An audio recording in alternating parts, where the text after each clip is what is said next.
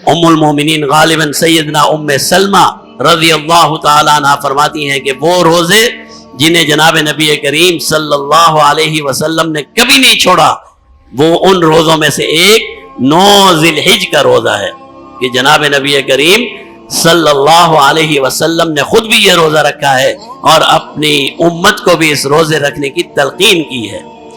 और फिर 10 ज़िलहिज का वो दिन है जो ईद का दिन है, और इस दिन की सबसे बड़ा अमल जनाब नबी करीम सल्लल्लाहु अलैहि वसल्लम फरमाते हैं, इब्ने आदम यानी इंसान का कोई अमल 10 ज़िलहिज को अल्लाह के यहाँ कुर्बानी करने से ज्यादा महबूब नहीं है। खून गिराने से, कुर्बानी करने से ज्यादा अल्लाह को कोई चीज 10 ज़िलहिज में महबूब नहीं है। हर वो इंसान जिसके ऊपर ज़कात वाजिब होती हो, फिर चाहे साल गुजरा हो या न गुजरा हो, इतना माल उसके पास हो, उसे कुर्बानी करनी चाहिए। ये कुर्बानी एक बहुत अजीम अमल है। तो ये है वो अय्याम, ये है वो दिन जिन्हें जनाब नबी करीम सल्लल्लाहु अलैहि वसल्लम ने इरशाद फरमाया कि इनमें से हर दिन की इबादत रमज़ान की इबादत के बराबर सवाब रखती है। तो हमें हर दिन का रोजा रमज़ान के रोजे के बराबर और हर रात की इबादत लैलतुल क़द्र की इबादत के बराबर ये सवाब की हामिल है। हमें ये कोशिश करनी चाहिए कि आज से ये जो अशरा शुरू हुआ है इसे ज्यादा से ज्यादा इबादत और इताअत में गुजारें।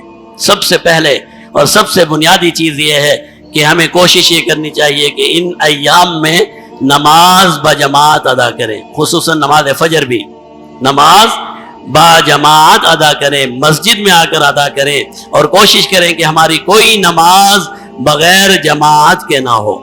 जमात एक बहुत बड़ी फजीलत वाली चीज है, कम से कम इतना तो हमें करना चाहिए। और अगर रात को वक्त मिल जाए तो थोड़ी इबादत में इजाफा कर ले। अगर किसी की आदत यह है कि रात को वो 6 नफल पढ़ता है, इस अशरे में 10 पढ़ ले।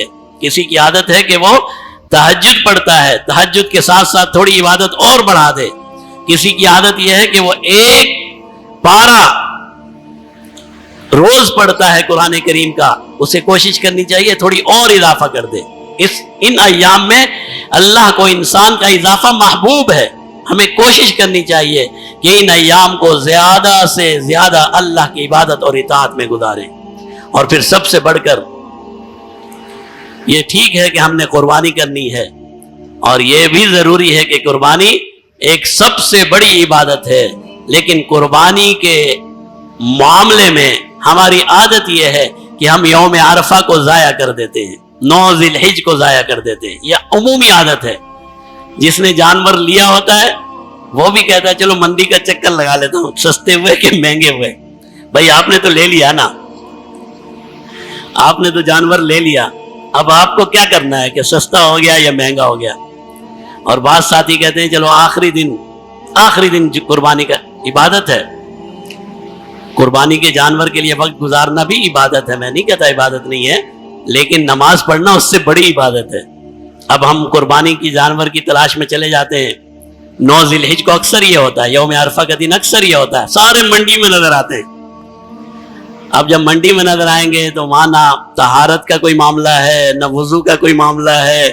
फिर हम कहते हैं यार कपड़े तो खराब हैं, शाम को देखेंगे, नमाज शाम को घर जाके पढ़ेंगे।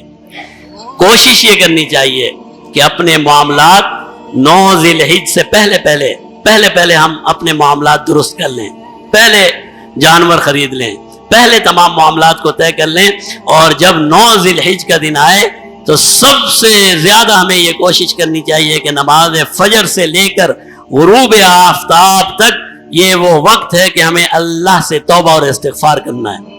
हमें ज्यादा से ज्यादा तस्बीह में गुजारना है, ज्यादा से ज्यादा अल्लाह के जिक्र में गुजारना है। वैसे भी छुट्टी का दिन होगा, 9 ज़िलहिज को छुट्टी हो जाती है, तो हमें अपने मामूलात को इस तरह से तय करना चाहिए कि जिस दिन यौम अरफा का दिन आए, नमाज फजर से लेकर एक तो रोजा रख ले तो सबसे अच्छी बात है, रोजा रख लिया, रोजा रखने के बाद नमाज फजर से लेकर गुरूब आफ्ताब तक ये वो वक्त है कि आप ये समझिए कि अल्लाह ने आपको इजाजत दे दी कि भाई आ जाओ, क्या मांगना है। کیا مسئلے ہیں؟ کھلی کچہری لگ گئی. اللہ معاف فرمائے، آپ کو سمجھانے کے لیے کہہ رہا ہوں.